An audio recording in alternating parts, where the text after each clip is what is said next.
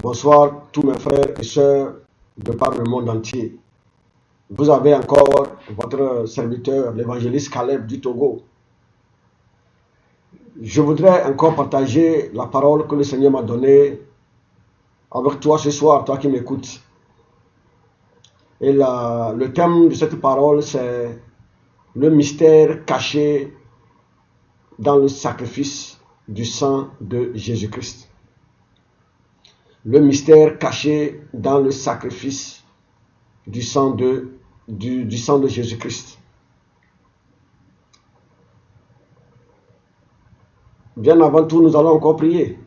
Seigneur, je te dis encore merci en ce moment-ci. Seigneur de gloire, prends encore gloire ce soir. Par ta parole, éclaire quelqu'un. Par ta parole, guéris quelqu'un. Par ta parole, bénis quelqu'un. Restaure la vie de quelqu'un. Dans le nom de Jésus. Esprit Saint, je ne suis qu'un vase vide. Utilise-moi ce soir encore. Esprit de Dieu, utilise-moi ce soir encore. Utilise-moi, communique à travers moi, dans le nom de Jésus-Christ. Nous avons prié. Amen. Alors, je dis que ce soir, le thème que le Seigneur nous a donné, c'est le sacrifice, le mystère caché dans le sacrifice du Seigneur Jésus-Christ. Nous savons que il y a plusieurs sacrifices que les hommes font. Les hommes utilisent les poules pour faire sacrifice. Les hommes utilisent les chèvres pour faire sacrifice. Les hommes utilisent les bœufs pour faire sacrifice. Les hommes vont même utiliser les êtres humains pour faire le sacrifice. Mais ce soir, je vais te parler du sacrifice du sang du Seigneur Jésus-Christ. Le mystère qui est caché dans le sacrifice du Seigneur Jésus-Christ. Et laisse-moi te dire que tous les sacrifices sont des alliances. Tous les sacrifices sont des alliances que les hommes font avec le monde invisible. Tous les sacrifices, que ce soit les sacrifices avec les poules, les sacrifices avec les bœufs, les sacrifices avec le sang humain, tous ces sacrifices sont les alliances que les hommes font avec le monde invisible. Avec les esprits dans le monde invisible. Et Dieu aussi est invisible. Et il est l'esprit créateur. L'esprit créateur, c'est lui qui a créé toutes choses dans ce monde. C'est lui qui a créé le monde, le créateur du monde. C'est lui. Donc lui aussi, pour entrer en alliance avec son peuple, il avait recommandé à Moïse, dans l'Ancien Testament, d'utiliser le sang des animaux. Et ça, nous allons lire dans Hébreux 9, à partir du verset 18 à verset 20.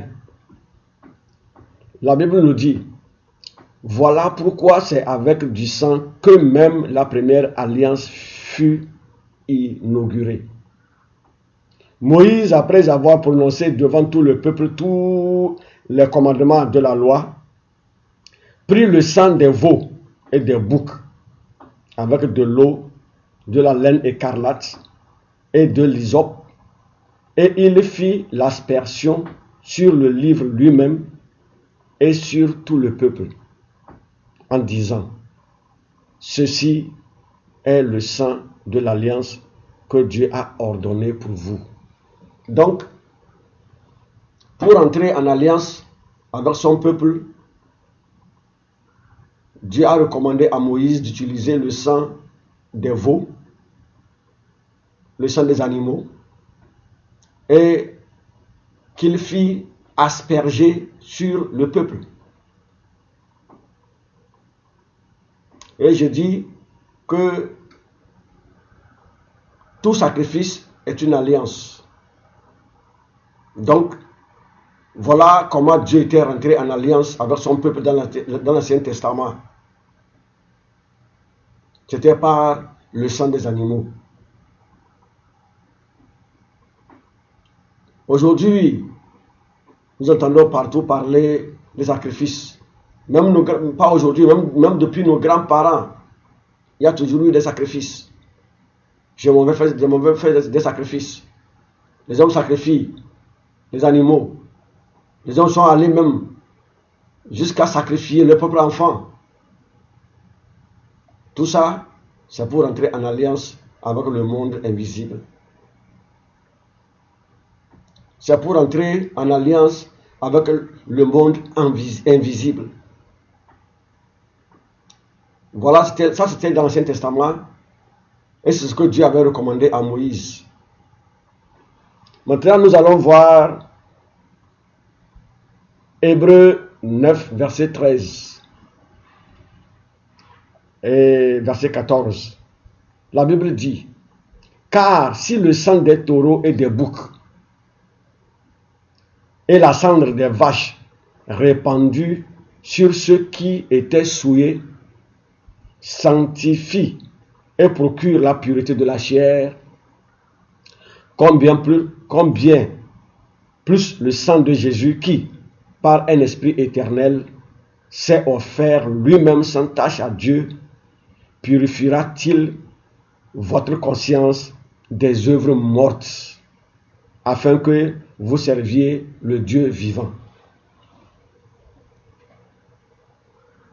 Vous voyez? Donc, si nous comprenons bien ce verset, ça veut dire que le sang des taureaux, le sang des boucs, qui était répandu sur le peuple de Dieu, servait à la purification du corps. Il fallait qu'il soit pur avant de rentrer en alliance avec Dieu. Et cette pureté était juste la pureté du cœur, enfin du corps. Mais la Bible dit dans verset 14, combien plus le sang de Jésus-Christ, qui par un esprit éternel s'est offert lui-même sans tache à Dieu, purifiera-t-il votre conscience des œuvres mortes, afin que vous serviez le Dieu vivant. Donc, le sang de Jésus, quant à lui, ne purifie pas le corps, mais ça purifie la conscience. Ça purifie la conscience, ça va au-delà du corps et ça purifie la conscience. Ça purifie la conscience. Donc pour entrer en alliance avec Dieu aujourd'hui, Dieu a envoyé son Fils unique afin que par son sang, que nos consciences soient purifiées. C'est pourquoi vous allez voir quelqu'un qui dit qu'il est enfant de Dieu, qui dit qu'il prie, mais ils sont toujours dans les sacrifices. Ils sacrifient encore les béliers, ils versent encore le sang. Tout ça, ça servait à la purification du corps. Mais le sang de Jésus sert à la purification de la conscience. C'est quand quelqu'un a sa conscience purifiée qu'il peut servir Dieu. C'est quand quelqu'un a sa conscience purifiée qu'il peut se confier entièrement à Dieu, qu'il peut abandonner le péché. Tant que la conscience n'est pas purifiée, tu peux tuer 1000 béliers par jour. Tu n'es pas en train de servir Dieu. De nos jours, tu n'es pas en train de servir Dieu, tu ne peux pas servir Dieu. Mais il faut que la conscience soit purifiée. En plus de cela, le sang de Jésus, quand nous voyons, allons toujours dans l'Ancien Testament, quand Dieu avait voulu frapper et tuer tous les premiers-nés des animaux et des hommes en Égypte, et quand il a voulu accepter son peuple, qu'est-ce qu'il a fait? Il a utilisé encore le sang. Il a demandé à son peuple d'utiliser le sang et de mettre sur leur portail. Et quand l'ange de la mort devait passer, quand il voit le sang, il va passer à côté. Aujourd'hui, à cause du sacrifice du Seigneur Jésus-Christ, Dieu a pris le sang maintenant de Jésus et il a mis ça sur toute personne qui croit en lui. Et ce sang sert de sceau sur chaque enfant de Dieu. Alors quand le malheur vient, le malheur voit le sang de Jésus et il passe à côté. Quand la mort vient, voit le sang de Jésus et elle passe à côté. Quand les démons viennent pour faire du mal à quelqu'un, ils viennent voir le sang de Jésus, ils passent à côté. Quand la contagion vient, la contagion regarde, elle voit le sang de Jésus, elle passe à côté. Quand le coronavirus vient, il voit le sang de Jésus sur toi, il passe à côté. Parce que Jésus a payé le prix sur la croix. Jésus a pris ta place sur la croix. Jésus t'a substitué. Il a pris tes maladies sur la croix. C'est pourquoi dans Isaïe 53, la Bible dit que par ses meurtrissures, nous sommes guéris. Il a pris nos douleurs sur la croix.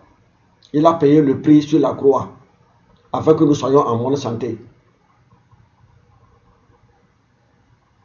Donc, le sang de Jésus sert de sceau sur nous, le sceau d'alliance. Celui-ci est en alliance avec moi. Toi, malheur, passe à côté. Celui-ci est en alliance avec moi. Toi, malheur, passe à côté. Donc, le sang de Jésus sert d'alliance. Le sang de Jésus, en plus, te donne la puissance sur toute autre puissance qui viendrait contre toi. Parce que les sacrifices sont classés selon leur grandeur. Celui qui a utilisé, par exemple, la poule pour faire un sacrifice ne peut jamais être plus puissant que celui qui a utilisé le bœuf pour faire un sacrifice. Parce que le bœuf est supérieur à la poule. Celui qui a utilisé le bœuf pour faire un sacrifice ne peut jamais être supérieur à celui qui a utilisé le sang d'un homme pour faire sacrifice, parce que le sang d'un homme est supérieur au sang d'un animal. Et celui qui a utilisé le sang d'un bœuf pour faire un sacrifice ne peut jamais être supérieur à celui qui a utilisé le sang d'un homme. Et celui qui a utilisé le sang d'un homme ne peut jamais être supérieur au sang de Jésus-Christ. Donc le sang de Jésus-Christ est supérieur à tous les autres sangs. C'est pourquoi la Bible a dit que le sang de Jésus parle mieux que le sang d'Abel. Parce que Abel est né d'un père et d'une mère. Et c'est le sang d'un homme qu'il a. Jésus est né. Il est né de Dieu. Il n'est pas né comme nous sommes nés. Jésus n'est pas né sur la voie normale. Ce n'est pas que Marie s'est couchée avec un homme et on l'a mis au monde. Non. Donc, logiquement, on sait que pour savoir que tel enfant appartient à tel monsieur, il faut faire l'ADN. Et on passe par le sang. Le sang de l'enfant, le sang du monsieur. Maintenant, Jésus, si on veut faire l'ADN de son sang, il appartient à qui? À Dieu. Donc, conclusion, le sang qui était dans la vie de Dieu, dans la vie du Seigneur Jésus-Christ, était le sang de Dieu. Donc, le sang de Jésus est le sang de Dieu. Tu ne peux pas comprendre. C'est un mystère. Mais je prie que le Seigneur t'ouvre l'entendement pour que tu puisses comprendre ce mystère. La science ne peut pas comprendre cela. Ça dépasse la science. Ça dépasse la science. Parce que Dieu est le maître de la science. Ça dépasse l'entendement humain.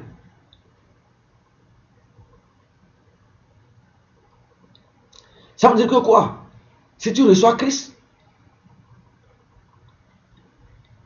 Galates 2, verset 20 dit que ce n'est plus toi qui vis, c'est Jésus qui vit en toi. Si Jésus vit en toi, c'est le sang de Jésus qui est en toi. Donc, même jusqu'à ton sang n'est plus un sang ordinaire. Quand tu reçois Christ, même jusqu'à ton sang n'est plus un sang humain, mais c'est le sang de Christ qui est en toi. Toi, chrétien, toi, enfant de Dieu, tu dois le savoir. C'est un mystère. C'est pourquoi Jésus avait instauré la Sainte Seine. Les hommes n'ont rien compris. Jésus a dit, si vous ne buvez pas mon sang, si vous ne mangez pas ma chair, vous n'avez pas la vie. Quand il a dit ça, les hommes ont disparu, le laisser. Comment tu peux nous dire de boire ton sang? Comment tu peux nous dire de manger ta chair? C'est un mystère, ma soeur, mon frère en Christ qui m'écoute. C'est un mystère. La Sainte Seine, il dit faites cela en mémoire de moi. Donc, la Sainte Seine veut dire je reçois le sang de Jésus en moi. Le sang de Jésus vient remplacer le sang humain en moi. Ce n'est plus moi qui vis, c'est Jésus qui vit en moi. Et la vie d'un homme se trouve dans le sang. La vie de tout être vivant, c'est dans le sang. Donc, ce mystère de la Sainte Seine veut dire que tu reçois le sang de Jésus en toi.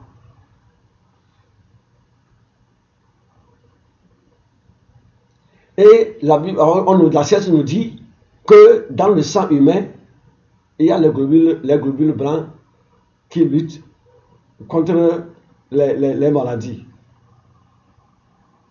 Au même moment, je te dis que le sang de Jésus est anti-maladie. Tu dois l'accepter si tu es chrétien. C'est par la foi que nous vivons. C'est un mystère. Ça dépasse la science. Ne raisonne pas la parole de Dieu. Oui, tu es allé à l'école. Tu connais bien la science humaine. Ça dépasse la science. C'est pourquoi la Bible dit que le sang de Jésus purifie la conscience d'abord. Afin que nous puissions servir le Dieu vivant. La science est limitée. La science est limitée. La science est limitée. C'est pourquoi quand Lazare est mort, 4e jour, Jésus est venu. Jésus a dit à Lazare, lève-toi. Lazare s'est levé. C'est un mystère. Le Seigneur Jésus-Christ lui-même est mort. 3e jour, il est sorti de la tombe. C'est un mystère. Il faut croire en ça. Donc toi, enfant de Dieu, tu dois savoir que même le sang qui est en toi n'est plus un sang ordinaire, mais c'est le sang de Jésus qui est en toi. Car ce n'est plus toi qui vis, mais c'est Jésus qui vit en toi. En plus, laisse-moi te dire, ceux qui ont peur encore des charlatans, ceux qui ont peur encore des sorciers, ceux qui ont peur encore de ceux qui font le sacrifice, je te dis que le sacrifice du Seigneur Jésus est supérieur à tout autre sacrifice. Quelqu'un peut aller tuer une poule contre toi, ça ne marchera pas. Quelqu'un peut tuer un bœuf contre toi, ça ne marchera pas. Quelqu'un même peut tuer son enfant contre toi, ça ne marchera pas. Parce qu'il y a un sacrifice qui a été déjà fait pour toi. Un sacrifice qui est fait, pas avec le sang d'un homme, mais avec le sang de Dieu, avec le sang du Seigneur Jésus-Christ. La Bible dit que celui qui est venu en tant que Dieu, mais il s'est humilié en prenant la forme d'un homme. Jésus a juste pris la forme d'un homme, ce n'est pas un homme. Il est venu en tant que Dieu sur la terre. Mais il a pris la forme d'un homme. Jusqu'à ce qu'il est devenu un simple homme, afin de pouvoir te sauver, toi et moi. Donc, Ceux qui avaient peur, j'ai peur de rentrer au village, j'ai peur de faire ceci, parce qu'on va me tuer. Toi, enfant de Dieu, comment tu peux encore avoir peur? Car Jésus a déjà payé le prix pour toi. Tu es en alliance avec Dieu. Tu as le sceau de Dieu sur toi. Il y a le sang de Dieu, il y a le sang du Seigneur Jésus-Christ que Dieu a utilisé pour mettre le sceau sur toi. Quand les démons te voient, ils ont peur de toi. Quand les sorciers te voient, ils voient le sang de Jésus et ils passent à côté. Et pourquoi tu as encore peur, toi qui es enfant de Dieu? Tu ne dois plus avoir peur, mon frère, ma soeur, toi qui m'écoutes. Parce que le sang de Jésus a payé le prix. Quand la contagion voit le sang et elle passe à côté. Quand un virus vient, le virus voit le sang et il passe à côté. Parce que tu es en alliance avec le Dieu Tout-Puissant. Tu es en alliance avec le Dieu qui guérit toutes les maladies. Tu es en alliance avec le Dieu à qui rien n'est impossible. Et l'alliance que Dieu lui-même a utilisé pour faire entre toi et lui, c'est l'alliance du sang de Jésus-Christ. Est-ce que tu crois en ça? Est-ce que tu crois en ça? Ou bien tu crois en la science? Est-ce que tu crois en ça? Tu crois que la maladie n'a plus de pouvoir sur toi? Parce que Jésus a payé le prix pour la maladie? Est-ce que tu crois que les démons, les sorciers n'ont plus de pouvoir sur toi? Parce que Jésus a payé le prix pour toi. Jésus a pris ta place sur la croix.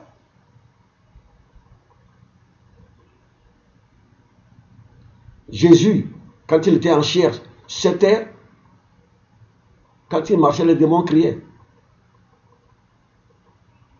Les démons criaient. Les démons criaient. Parce que ils l'ont vu supérieur à eux. Et ce Jésus est en toi aujourd'hui. Il a fait de toi un être supérieur. L'esprit supérieur. L'esprit supérieur est en toi. L'esprit supérieur est en toi. Alors mon frère, ma soeur, toi qui m'écoutes en ce moment-ci, je demande que le Seigneur ouvre les yeux de ton cœur afin que tu puisses recevoir cette parole. Et que cette parole te serve de fondation. Le Seigneur dit que mon peuple périt par faute de connaissance. Dans Psaume 82, que vous êtes des dieux, vous êtes des fils du Très-Haut, mais pourtant, vous mourrez comme des hommes. Il faut lire Psaume 82, avant de verset 6. Je dis, vous êtes des dieux, vous êtes les fils du Très-Haut, mais pourtant, vous mourrez comme les hommes. Vous tombez comme des princes quelconques. Est-ce que tu sais, mon frère et ma soeur, que tu n'es pas un homme ordinaire? Est-ce que tu sais que tu es fils du Très-Haut? Tu sais que tu es un ambassadeur sur cette terre? Par le sang de Jésus, tu es ambassadeur. Tu es un ambassadeur sur cette terre. Tu représentes un royaume, le royaume de Dieu sur cette terre.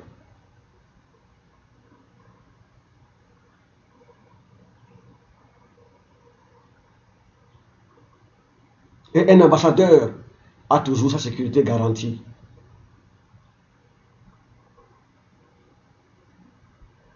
Un ambassadeur n'est pas paniqué dans le pays hôte où il est. Parce qu'il vit et il sait qu'il dépend de son pays qu'il a envoyé. Donc, par le sang de Jésus-Christ, tu es devenu l'enfant de Dieu. Et enfant de Dieu, ce n'est pas dans la bouche. Tu dois avoir cette connaissance. Vous êtes des dieux. Parce que toute espèce met au monde ce qu'elle est. Dieu a dit à toute espèce de produire telles qu'elles sont. Tu ne verras pas un œuf d'une poule éclore une pintade. Non. Tu ne verras pas un chien mettre bas un porcin. Non.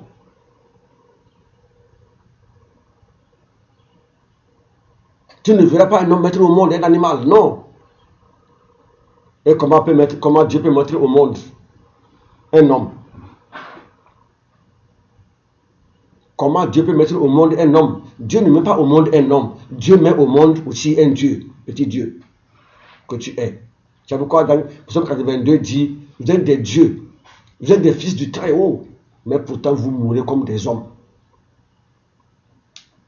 Vous savez ce qui a fait qu'on a crucifié le Seigneur Jésus-Christ? Parce qu'il savait qui il était.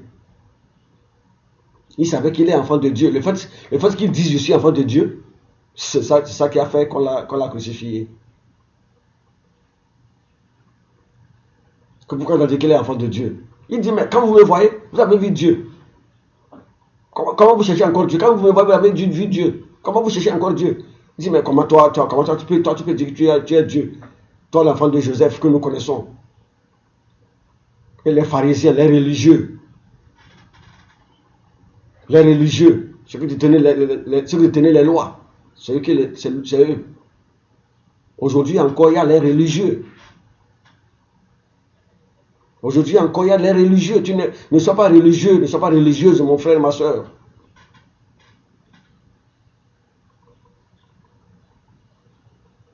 Si vous me voyez, vous avez vu mon père.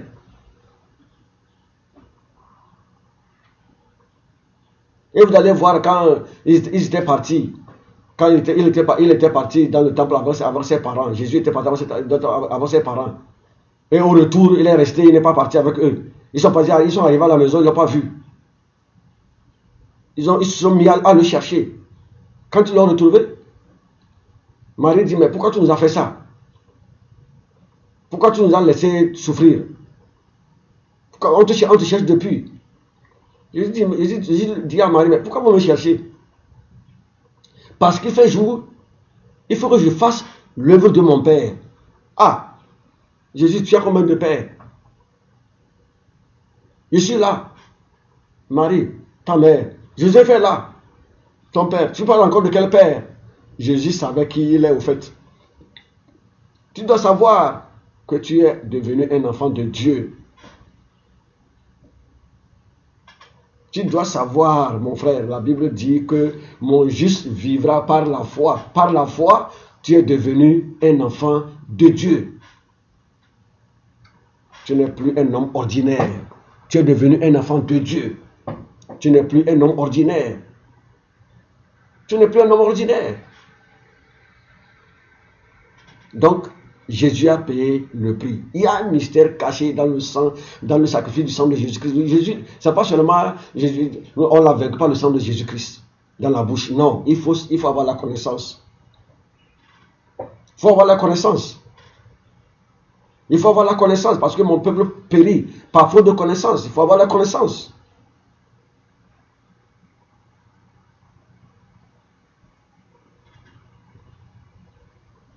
Ce n'est pas le fait de dire que je suis un chrétien, je vais à l'église, non.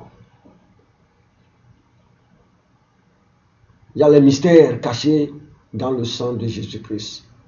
Jésus a dit, si vous ne buvez pas mon sang et si vous ne mangez pas ma chair, vous n'aurez pas la vie. Jean 6.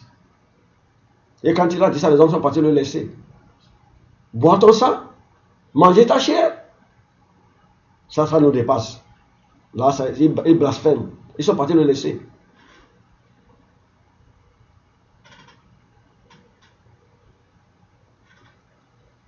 C'est ça qu'il a fait. En prenant le pain. Il a coupé le pain et dit ça, c'est ma chair. Mangez. Il a donné aux disciples. C'est un mystère. Après, il a pris le cop. Il a dit ça, c'est mon sang. Buvez. C'est un mystère. Aujourd'hui, les hommes prennent la communion. Ils ne savent pas ce que ça veut dire. C'est un mystère.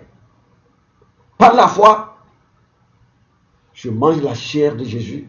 Par la foi, je prends le sang de Jésus. Et mon corps n'est plus un corps charnel, n'est plus un corps humain en tant que tel, laissé à la merci des démons, des sorciers. Mon sang n'est plus un sang humain, laissé à la merci de n'importe quelle infection, de n'importe quelle maladie, de n'importe quel virus. Non. Tu as en toi le sang de Jésus. Tu as en toi le sang de Jésus. Ce n'est plus toi qui vis. C'est Jésus qui vit en toi, mon frère et ma soeur. Ce n'est plus moi qui vis, oh alléluia. C'est Jésus qui vit en moi. Ce n'est plus moi qui vis, oh alléluia. C'est Jésus qui vit en moi. En moi. En moi. C'est Jésus qui vit en moi. Ce n'est plus moi qui vis, alléluia. C'est Jésus qui vit en moi. Mon frère, ce n'est plus toi qui vis, c'est Jésus qui vit en toi, dans le nom de Jésus-Christ. Nous allons prier. Seigneur, mon Père, mon Dieu, merci pour ta parole que tu nous as donnée. Seigneur, je prie pour quelqu'un qui me regarde en ce moment-ci. Quel que soit ce que tu traversais, je prie dans le nom de Jésus et je te libère de cette situation au nom de Jésus-Christ. Si toi tu étais malade, j'ordonne par la puissance du sang de Jésus-Christ que cette maladie prenne fin en toi au nom de Jésus-Christ. Je déclare guérir quelqu'un en ce moment-ci dans le nom de Jésus-Christ. Toi qui étais dans les liens des esprits méchants, par l'alliance du sang de Jésus-Christ, j'ordonne à ces liens d'être brisés au nom de Jésus-Christ. Les liens, les chaînes que Satan avait utilisées pour te lier, je commande à ces chaînes d'être brisées à présent au nom de Jésus-Christ. Tu es libéré. Tu es libéré. Tu es guéri. Dans le nom de Jésus-Christ. Nous avons prié. Merci. Alors mes frères, mes soeurs, faites des commentaires. Faites des commentaires. Et si vous voulez envoyer des messages sur WhatsApp, vous pouvez me joindre sur WhatsApp. Si vous êtes à l'étranger, vous faites plus 228 et vous augmentez 90 06 52 43. Évangéliste Caleb. 90 06 52 43. Que le Seigneur vous bénisse. Ciao, ciao. Shalom, shalom.